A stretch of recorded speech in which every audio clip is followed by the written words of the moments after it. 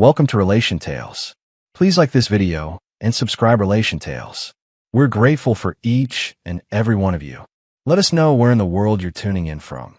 We'd love to hear from you in the comments. Let's begin. People always talk about the moment they realize their marriage is slipping. But for me, it wasn't a moment at all. It was a pattern.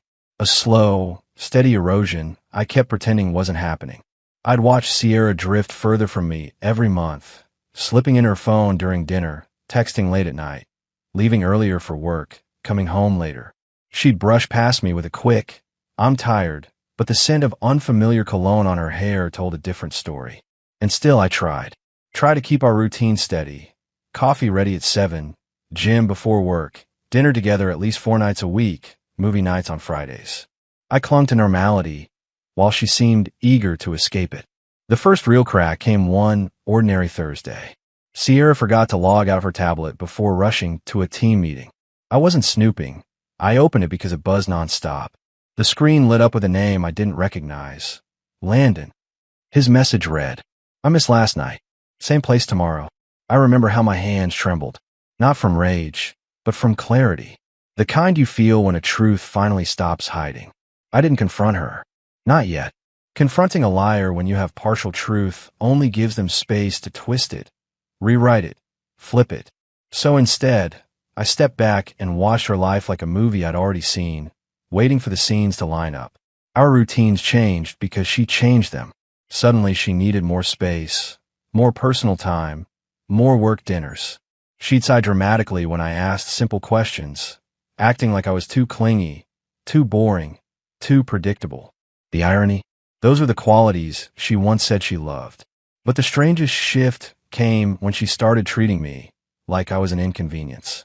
She'd interrupt me mid-sentence, correct me in front of her coworkers, and once, at a neighbor's barbecue, she rolled her eyes when I offered her a plate of food.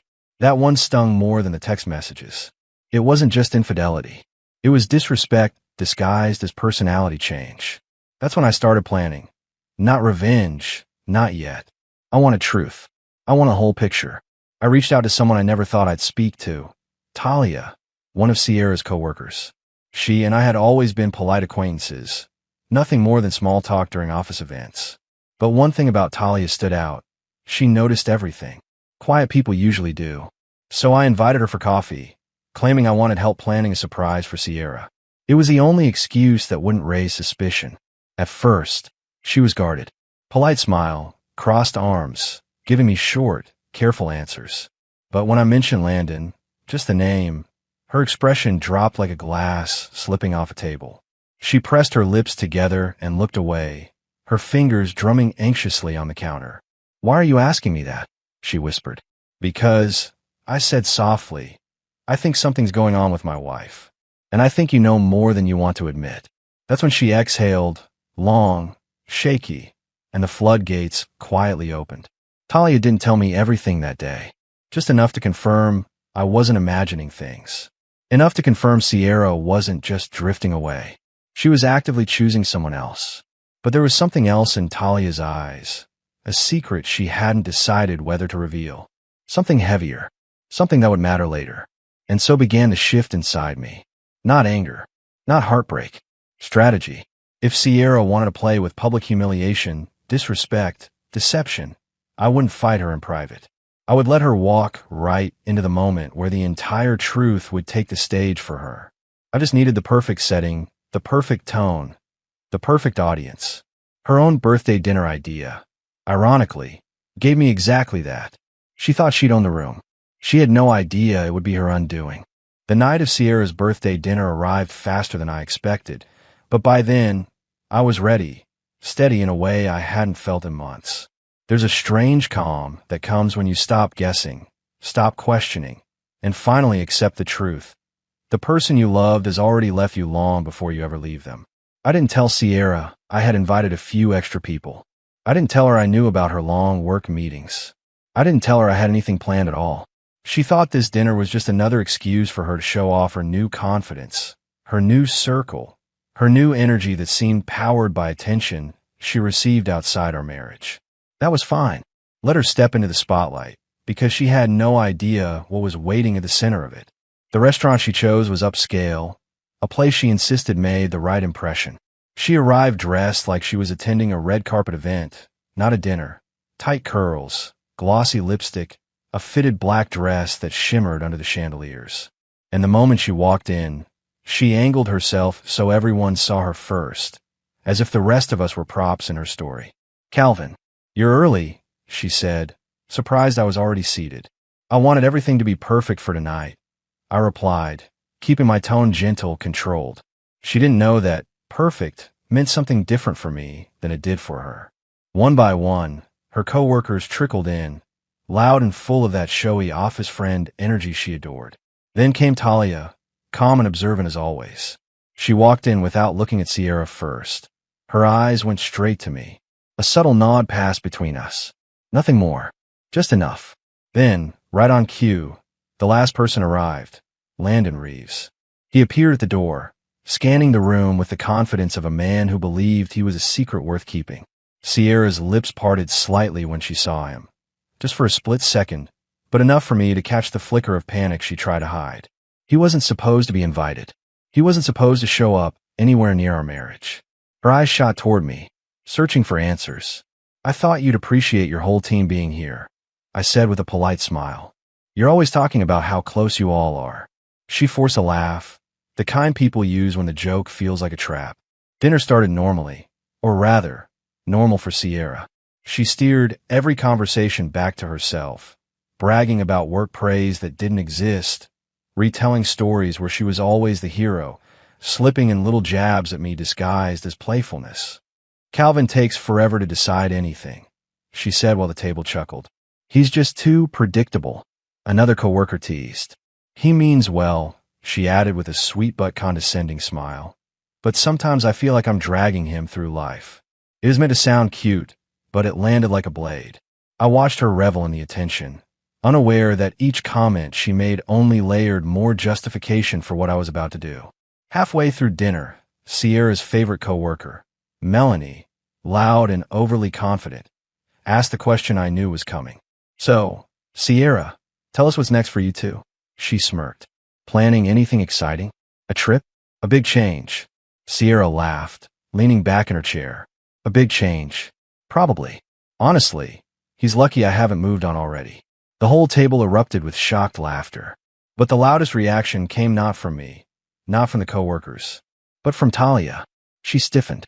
Her hand tightened around her glass. She wasn't shocked. She was angry. Before anyone could settle from Sierra's joke, Melanie raised her own glass toward Sierra and blurted, "Cheers to that. You deserve someone who keeps you entertained." Landon looked up sharply. His eyes darted between Sierra and me. His jaw tightened. He didn't expect his presence to be weaponized like this. Sierra's smile faltered. Just a little. But I didn't speak. Not yet. Not until everyone's attention was perfectly aligned. I pushed my chair back slowly, letting the scraping sound cut through the noise. The table quieted. "Sierra," I said softly, almost kindly, "you're right. You really have been considering other options." She blinked, unsure if this was part of her little performance. "So," I continued, reaching into my coat, "I thought it's time we stopped pretending." I placed a crisp white envelope on the table. The weight of the air changed instantly. Conversation froze, forks paused midair, glances shot across the table like sparks. "What's that?" Sierra asked, her voice suddenly thin. "Something you've been working toward for months," I replied. "You just didn't know I noticed." She swallowed hard, glancing at Landon, then at Talia, who sat still as stone. "You're scaring me," Sierra whispered, her confidence cracking. "No," I said gently. "I'm finally giving you what you've already chosen." Her hand trembled as she reached for the envelope, but I placed my palm on top of it, stopping her. "This isn't just about the messages, or the nights you lied, or the times you let someone else treat you like theirs." Her breath caught. "This is about respect, Sierra. And tonight, you lost the last bit of it." The table was silent. No laughter, no jokes, just the truth, sitting between us like a spotlight she could no longer escape. Sierra stared at the envelope like it was a live wire. Her fingers hovered, shaking, the confidence she wore so easily now slipping off her like loose fabric. The restaurant around us faded. Voices softened, forks stopped clinking. Even the background music felt distant. Everyone at the table sensed something was unfolding that wasn't meant for casual eyes. She finally lifted the envelope, hesitating before pulling out the stack of papers inside. Her eyes scanned the first page, and I watched the color drain from her face. "Calvin, what is this?" she breathed. "Clarity," I said. "Something you've been avoiding for months." Her coworker Melanie leaned forward, curiosity overpowering good manners. "Is that—" "Don't," Sierra snapped, clutching the papers closer. Her voice broke on the last word. Across the table, Landon stiffened. He wasn't smiling now.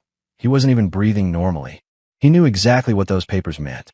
He probably never thought I'd find out, and definitely never thought he'd be part of the reveal. I kept my tone even, steady, because the revenge I wanted wasn't explosive or loud.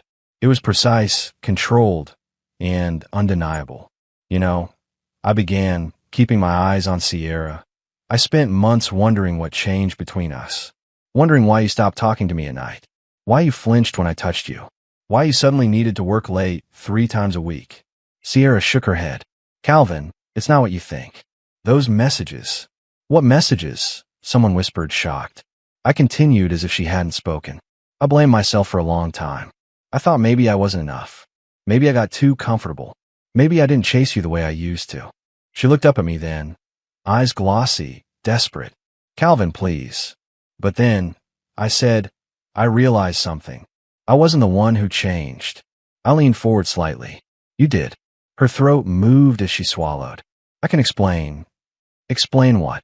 My voice wasn't raised, but it cut sharper than anything else in the room. "The dinner you told me was a team celebration that ended across town. The hotel charge on your card at 1 a.m. The messages you forgot to delete." She pressed the papers against her chest, as if hiding them would erase the truth. Then, for the first time that evening, Talia spoke. "Sierra," she said quietly, "just stop." Sierra's head snapped toward her. "You knew."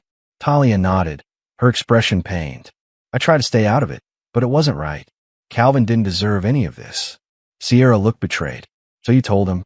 "Talia didn't tell me everything," I said quickly, not wanting her to take the blame. "I already knew most of it."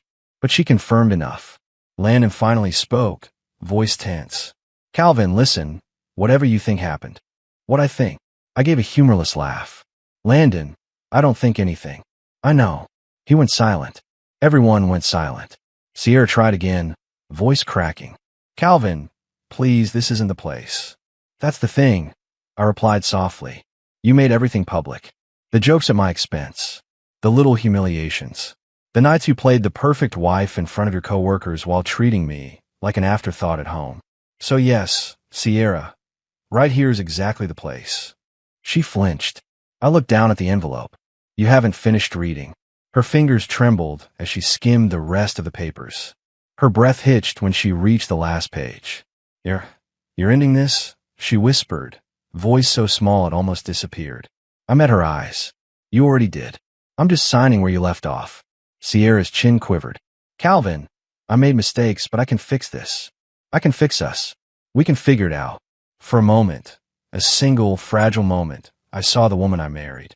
The one who used to laugh at my terrible jokes, who used to fall asleep on my chest, who used to whisper dreams we planned to chase together. But the version of her sitting in front of me now wasn't that woman, and I couldn't pretend anymore. "It's not about one mistake," I said. "It's about the person you chose to become." A tear finally escaped her eye. She didn't wipe it. The table was frozen. Every coworker realizing the woman they admired at the office wasn't at all who she pretended to be. Melanie looked away, embarrassed. Someone whispered, "I didn't know." Then Sierra did something she'd never done before, something that made the room tighten even further. She reached for my hand. "Calvin, I'm begging you. Please don't do this." Her touch felt unfamiliar. It didn't carry love. It carried fear. "You wanted freedom," I said quietly. "I'm giving it to you."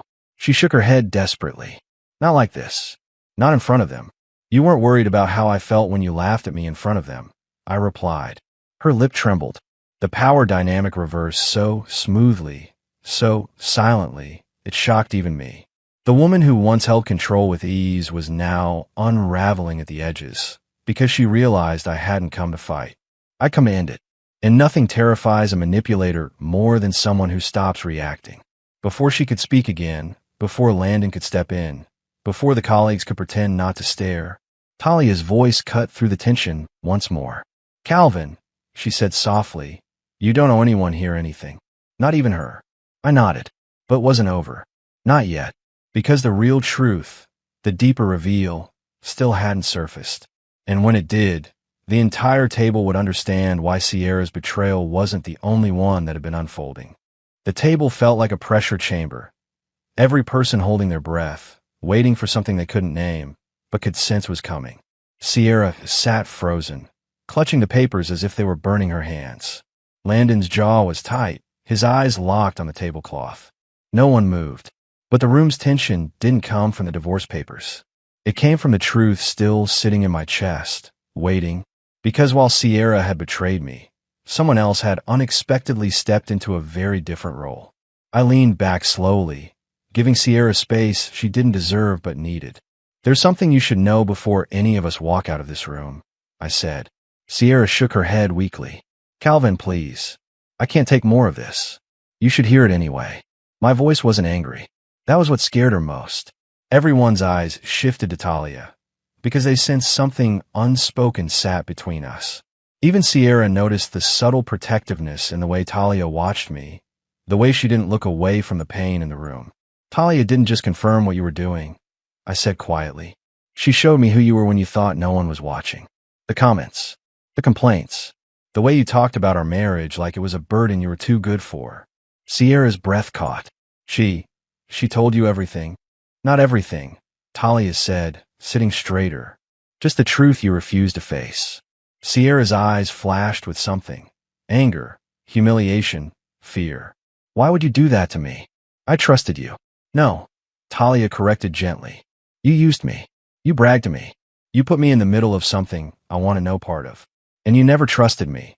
You just assumed I'd protect you." The table tightened again. I continued, and she wasn't going to get involved until she realized something. Sierra looked between us, panic rising. "Realized what?" "That you weren't just careless with our marriage," I said. "You were careless with her reputation, too. You used her as an excuse, as a cover. You told people she was chasing me. You made jokes about her wanting my attention.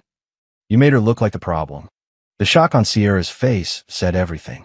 She hadn't expected that part to surface. Melanie whispered, "Sierra, you said that?" Sierra's voice cracked. I didn't mean," but Talia cut in, calm but firm. "You meant enough to say it." Pain flickered across Sierra's expression. She finally realized she had cornered herself, brought her own undoing to a table filled with witnesses. I stood slowly, pulling my coat from the back of the chair. "Sierra, I'm not ending this to punish you. I'm ending it because I deserve better than someone who treats loyalty like a disposable option." She reached for me again, desperation raw on her face. "Calvin, please, we can fix this. I'll change. I'll do anything." I stepped back gently. "If you wanted to fix it, you wouldn't have broken it." Her face crumpled, tears spilling freely now. For the first time, she wasn't performing. She wasn't seeking attention. She was simply realizing she lost the one person who never tried to replace her. I turned to leave, but stopped long enough to say something I knew she needed to hear. "I'm not walking away because of Landon. I'm walking away because of the version of yourself you became to impress him." Landon looked down, ashamed. Sierra let out a shaky sob. Before I reached the exit, Talia stood and followed, placing a respectful space between us, but making it clear she wasn't sitting at that table any longer. "You don't owe her your silence," she said softly when we stepped outside. "Or your misery." "I know," I replied. For the first time in months, the night air felt light. Sierra lost me that night. I didn't lose anything. Because sometimes the strongest revenge isn't dramatic or loud. It's simply walking away with your dignity intact, while the person who tried to break you watches you leave.